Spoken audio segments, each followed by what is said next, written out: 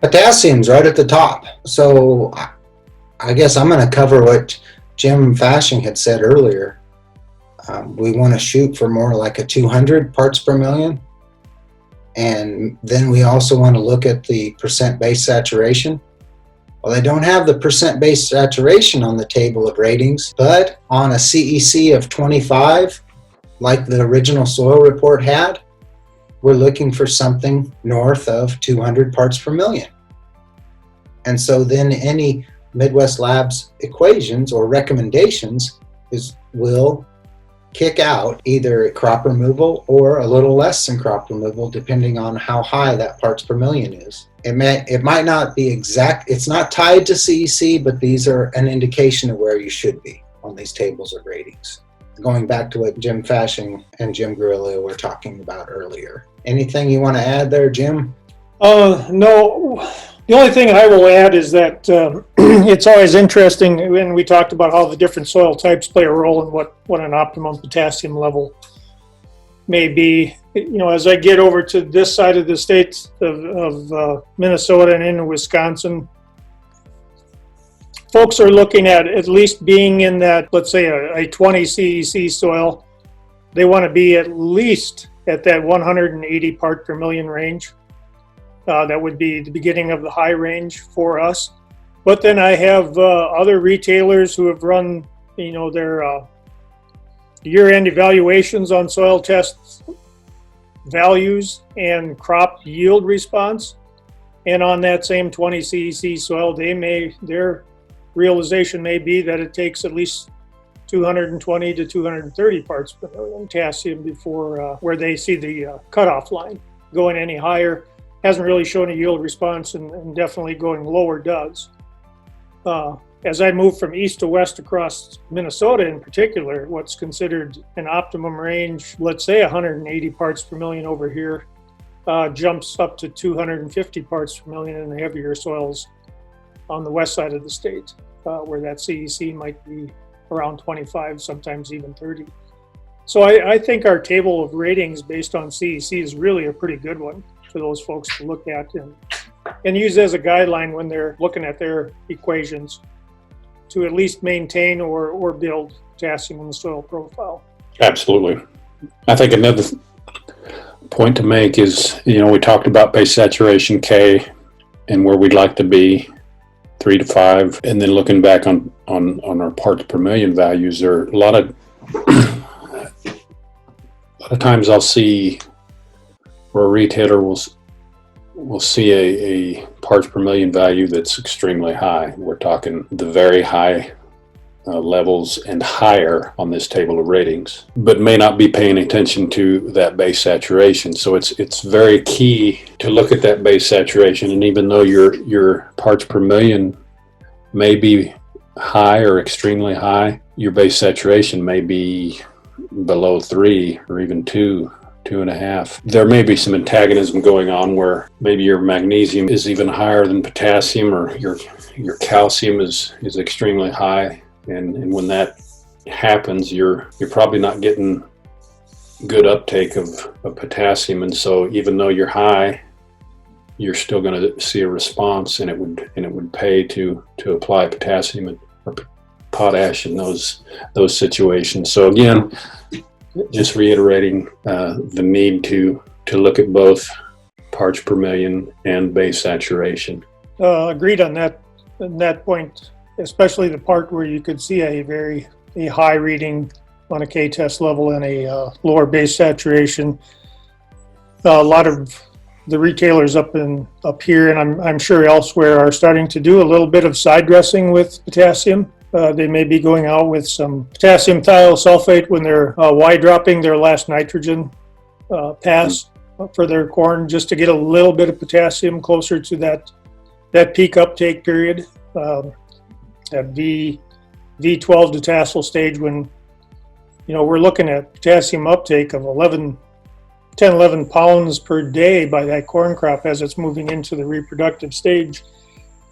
And if you get a dry spell during that time, even your high K testing soils without a lot of moisture, that plant is not able to pull that particular element up at the level it needs to. I've seen that confirmed with some tissue tests where, everything is just fine through the early part of the growing season, and then we hit a dry period in early July that lasts a couple of weeks, and all of a sudden it's like the faucet on potassium uptake is turned halfway off. We go from adequacy levels or sufficiency levels in the tissue test to deficient, just because we don't have the moisture available for that particular element to move off the exchange site into the soil solution.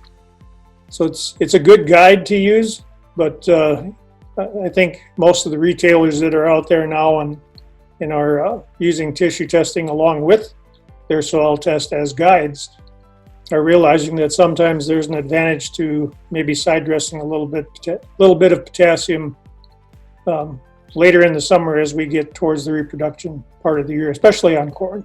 You're bringing up some really good points here on the potassium. And there's a question that came out last week on Twitter. The question was, is a soil test a leading indicator or a lagging indicator? And I've been thinking about this. I actually participated in the discussion last week because we work for a lab, but it's the fact that it's leading. I believe it's leading. Leads you into making better decisions for your clients. The retailers are leading the way with growers and keeping them from having to build their soils up after the fact. I guess I'd like your opinions on this as we move into the phosphate discussion. Yeah, I would agree with you, Joe. It is leading. You have to understand how to read that soil report, and of course, that's what we're doing here today is helping folks with trying to understand that. But what I mentioned earlier, antagonism. There is antagonism going on all the time, and it's not just two elements. It's multiple elements most generally. There may be two that are the main concern, but most generally, again, there are multiple elements that are involved with the antagonism, and so it is leading. But you have to understand how to read that report and know what to do to make corrections. On the phosphate, I look at anything below the M, which is medium, means that I'm gonna, on my P1 specifically, or the bicarb P, depending on my pH, which one's gonna be ran. If I have a 8 to 14 P1 value, any amount of fertilizer I put on is going to go into my crop's production for the year, for the most part, depending on the soil. It could get tied up in a high pH soil, or in a low pH, it could get tied up with the aluminum and the iron. So when I say it goes directly into the production, if the crop can get it, it's going to have a positive response on a low testing P1 or a low testing bicarb P soil. But then when I get into my mediums and then my highs, that return on investment isn't necessarily a guarantee. We're gonna maintain that soil test level, and we're gonna maintain that soil's production for next year and the year after. And so it's not necessarily shouldn't have said return on investment. It's an investment that we might not see for a long time. It's going to be there next year, and it's going to be there the year after that when we start seeing those higher levels. And if we get very high, like on the P1 of 30 or more, or a bicarb P of 22 or more, then we could consider just doing a % of crop removal and maybe draw that soil test level back a little bit if we get into a year where the economics just don't warrant a full dry program and a full starter program. But that's between a retailer and his grower, and a grower and his retailer, whichever one leads the discussion there. And that is the leading fact, is that the retailer and the grower have that relationship, and they can look at these numbers and then call us if they have questions regarding those numbers and how they relate to maybe some of those other elements in the antagonism or the pH. It is definitely, and even if you have high levels of phosphorus, P1 levels, if we're talking about some extreme high pHs or acid soils, hopefully lime would be applied. But if not, even in high situations, you're going to see a response if you're banding a starter directly with a seed, 2x2 with a planter or strip till. Any kind of banding will help in those situations. But in general, in a high P1, with a high P1 value, if you apply a starter, most generally you're going to see a response there. Yeah, I would agree with this. It's especially important as you get up, well, on any soil type, but especially in our cooler soils as we start planting here, hopefully in the next couple of weeks when the snow melts again.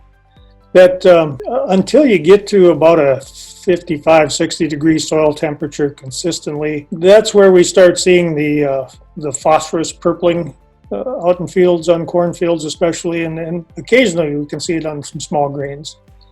And you put a little bit of a starter, like Jim mentioned, either as a 2x2 placement or a little dab in furrow, and that takes care of that particular problem.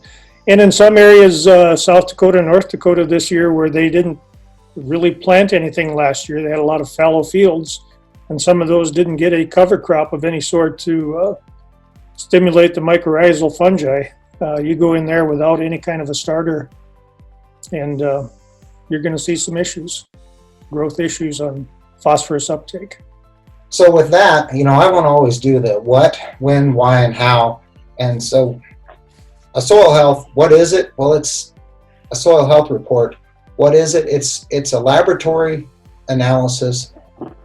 It's a quantitative analysis that lets you repeat that analysis every year, hopefully at the same time of the year. And it gives you an indication of what your microbial activity is doing for you within the soil.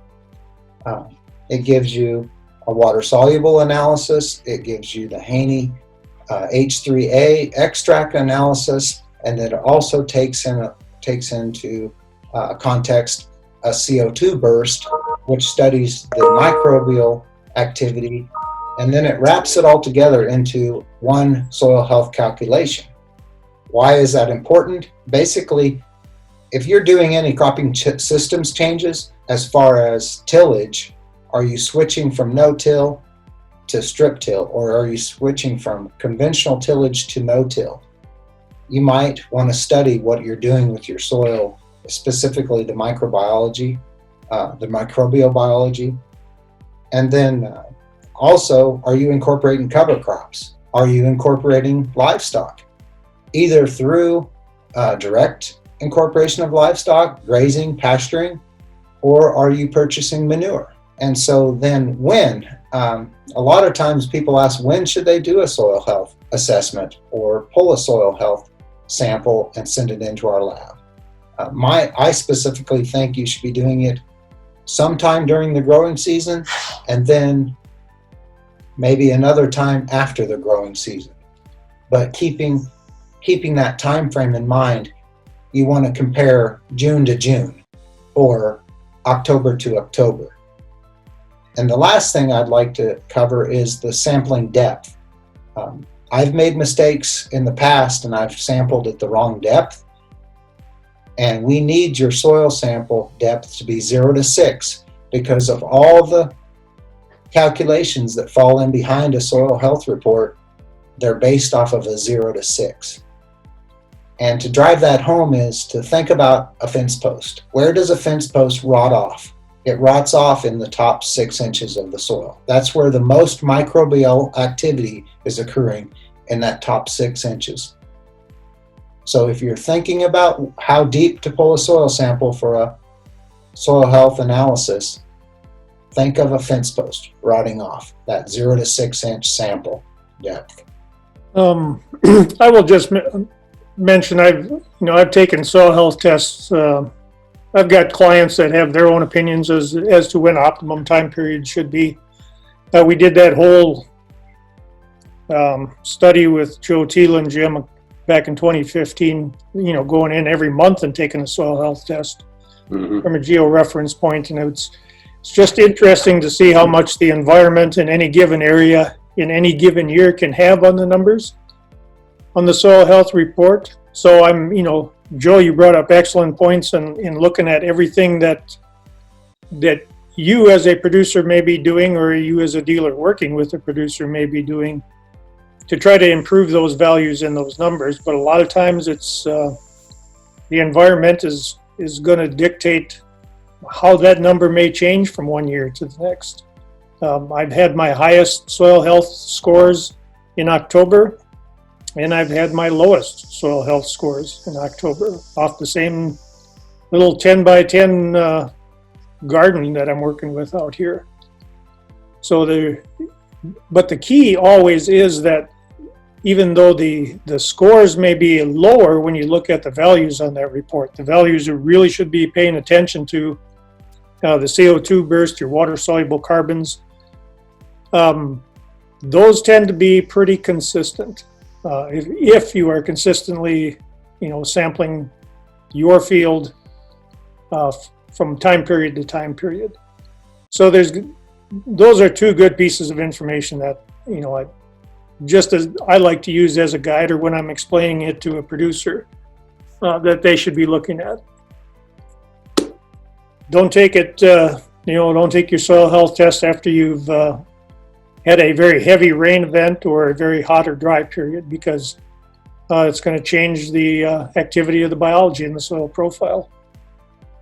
Like you mentioned, Joe, try to hit that maybe consistent time period, but also consistent environmental condition on your soil health test as you're tracking it along from time period to time period. The two main things that you're talking about on the soil health report are the CO2 burst, and what was the other? The water-soluble carbon. The water-soluble carbon. Okay, so does it really matter about the organic nitrogen? Not so much in my world. That seems to be just a nitrogen in general can be a hard element to wrap your thought processes around. Mm-hmm. From trying to determine availability to application rates. I look at the water-soluble carbon on the soil health report, but I wouldn't use that as much of a guideline to determine changing your nitrogen recommendation, because it is so variable. Okay, so what you're talking about is the water-soluble carbon is 111.1, and then the organic carbon just right below it is 111.1. So those two numbers match. They should always match, correct? They're one and the same, yeah. Okay, so just making sure, sorry. But the thing about, that's a constant then, that carbon. If you're going to have an increase over time, that carbon should almost increase just like your organic matter in your soil, your normal soil report. It should. It's depending on what you're doing to improve your organic matter. If you improve your organic matter levels, you're definitely going to improve your water-soluble carbon levels. Because as your organic matter is reduced to the humus form, the primary carbon source that the soil biology is feeding off of, you should see an increase in both carbon along with your organic matter, and you should also see an increase in your biological activity because of that. And the CO2 burst, you really want that to be steady, kind of a steady eddy. Right. We talked about this. On our earlier discussions in soil health, that yes, a really high number is good, but then you really want it to come back down and stabilize, because the microbes, the populations are changing depending on what's going on in the soil type, and every soil is different. I mean, whether you're in Kansas, where Jim Gurlio's from, or if you're in Minnesota, where Jim Pashing's from, or if you're in Nebraska with Ashley and Joe, your soils are so much different, but and then texture and all that, and cropping conditions.